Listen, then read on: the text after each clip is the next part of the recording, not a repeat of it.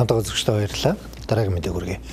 Краудфандинг буюу хамтын санхүүжилтийн тухай хуулийн төслийн хилцүүлэг 3 дахь өдрөө үргэлжиллээ.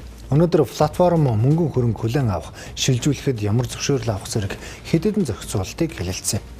Мөн хувьцаа эзэмшигчдийн тоог хязгаарлах асуудлыг хөндөж хувьцааны бүртгэлийг цахимжуулах саналж гаргасан байна. Түүнчлэн ажилтны цалин урамшуулалттай холбоотой зохицуултыг уян хатан болгох саналж аж ахуйн нэгжүүдийн төлөөллөөс гарлаа. Хамтын санхүүжилтийн платформын үндсэн үүрэг нь хөрөнгө оруулагч болон санхүүжилт хүссэн бизнесийг холбох.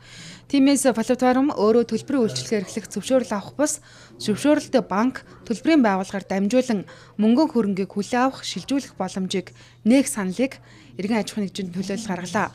Мөн хувьцаанд суурилсан хамтын санхүүжилтээр хөрөнгө босгосон компани хувьцаа эзэмшигчдийн тоог 50-аар хязгаарлах нь краудфандингийн үндсэн зарчимтай зөрчилдөж болцсохгүй гэж үзлээ.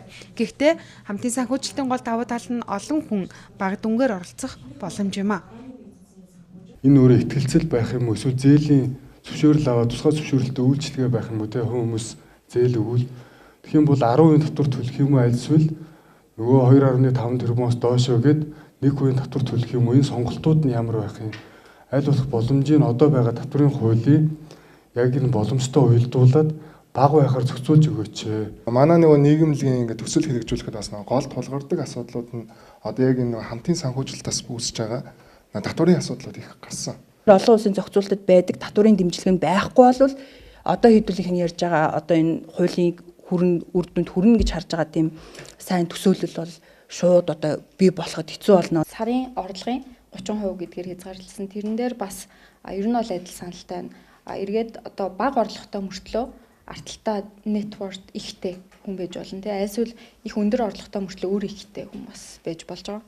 Тэгэхээр энэ дээр нөгөө цэвэр хөрөнгийн тохируулгыг бас айгүй сайн хийж өгөх саналтай байна.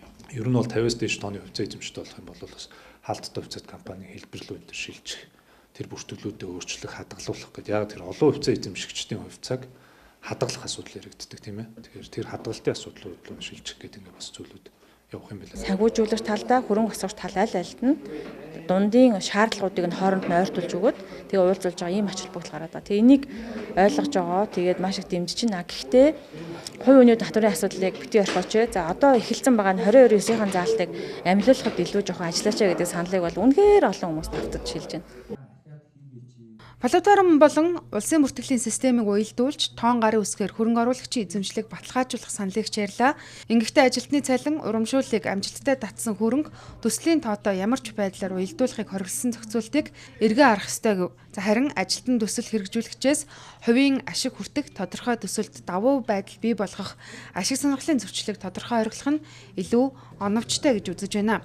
Ингэснээр хөрөнгө босгогч талд санхүүжилтийн шинэ хүүсвэр иргэдэд бага дүнгээр хөрөнгө оруулах шинэ боломж бий болно. Мөн зах зээлийн эрсдлийг хэд хатуу хориглохгүйгээр тодорхой хяналт ил тод байдлаар зохицуулах шаардлагатайг хилцүүлгүйгээр санал болгож байна.